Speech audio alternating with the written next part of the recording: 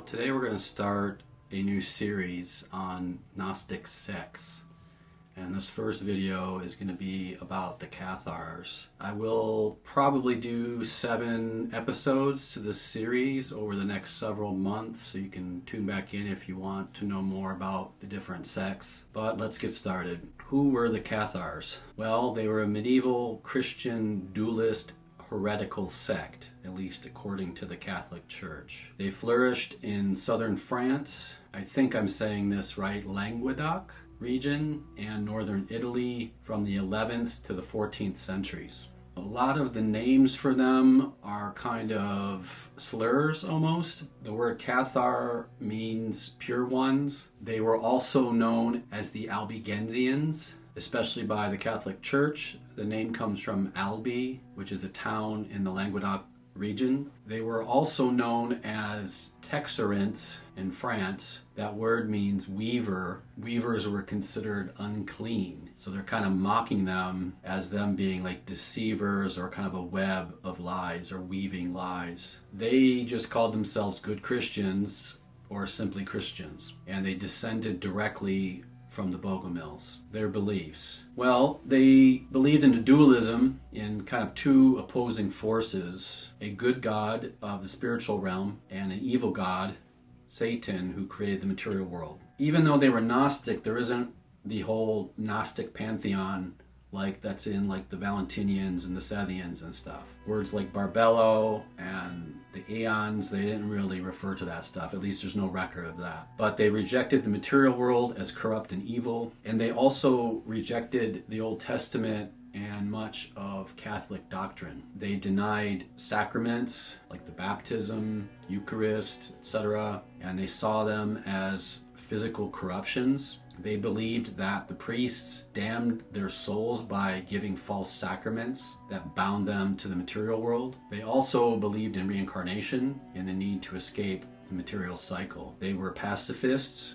Most Cathars rejected violence and oaths, including military service and court testimony. Some modern scholars argue that there were armed Cathar sympathizers, even if the leaders, the Perfects, didn't lift a sword. Lifestyle and practices. They had 2 official classes and a 3rd unofficial class. So the kind of main group were called the Perfecti, or the Perfects, and they were celibate, vegetarian, ascetic, and they lived in poverty. Their spiritual practice was focused on the consolamentum, a one-time spiritual baptism. They also participated in what they called the Endura, which was a ritual fast until their death. It was not seen as like an unaliving, but as a sacred sacrificial act. And the Inquisitions later portrayed it as kind of sinister or cult-like, probably as propaganda. They also believed in the spiritus paracletum, which is the advocate or comforter, a consoling spirit. In the Gospel of John, it's called the Paraclete, and they actually saw the Gospel of John as their kind of most revered text. Women could be perfects, which meant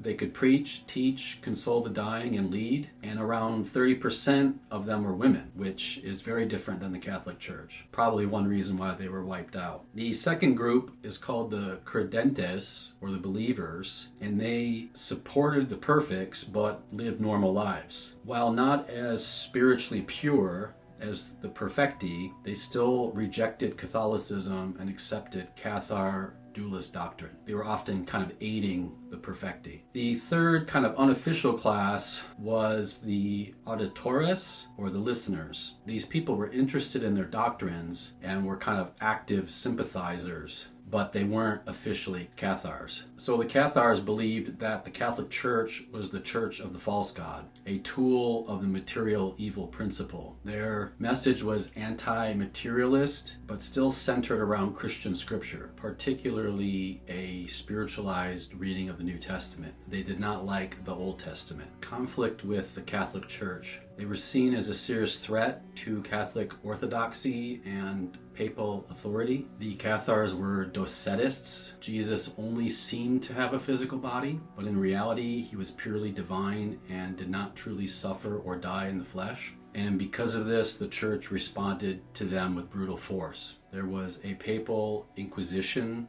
launched to root them out, led by Arnaud Amalric. Later it was called the Albigensian Crusade, and it lasted from 1209 to 1229. So about 20 years, and it was ordered by Pope Innocent III, and this led to mass slaughter and the destruction of Cathar communities. The town of Béziers was infamously massacred. It's said that Ulrich said, "Kill them all, God will know his own," and then they slaughtered everyone, even the sympathizers and even other Catholics that were in the city. By the end, it's estimated that 200,000 to 1 million people were killed, and from the 1230s onward, even after the military crusade was over, the Cathars were hunted down by the Inquisition. Looking into it, I would say it's a bit similar to in Star Wars, you know, the Jedi are hunted down by the Empire, kind of the same idea. The few survivors went underground. The last known Cathar Perfecti, Guillaume Bellibaste, I think I'm saying that right, was betrayed by a spy, and he was captured in Narbonne. After being imprisoned and interrogated, he was burned alive at the stake in 1321. So what about their legacy? Most of our knowledge of them comes from the Inquisition records. They've been kind of romanticized in modern times as these kind of peaceful mystics or proto-Protestants, which I would say is partly true and partly myth, but they have influenced modern interest in Gnosticism. I think this sounds a little bit perverse, but I think everyone likes a good genocide or, you know, that kind of idea makes for a good story, I guess is what I'm saying. There is one surviving text, the Lyon Ritual. I'm putting the link below. I had AI help me translate it, but the text is written in Occitan with a Latin influence, so I'm not exactly certain if it was translated well. As far as I can tell, there are no full translations online. There are little pieces here and there, but it just isn't translated. But what I gathered from the translation is it's quite sad, especially looking at it through the lens of what happened to them, because the text is pretty much just about forgiveness, taking accountability for sin, declaring it to everyone, because that's something that they did. It wasn't like, you know, confessional where you're in a box alone with a priest. You actually say it to all of the other followers, and then there's like a letting go of that. The text is lacking in dogma. There's not a lot of it in there. It seemed quite poignant, to be honest. I don't know, maybe someone will find a kind of Nag Hammadi or Dead Sea Scroll bundle of Cathar texts in the future, and then maybe we will know more about them. But there isn't really that much information. I will put a link to a book that I have not read yet, but I discovered through my research, and I'm definitely going to read it. But that's all I got for this one. If you know anything else about the Cathars and you want to comment on it below, you can do that. Or if you have anything to say about their customs, you can also do that.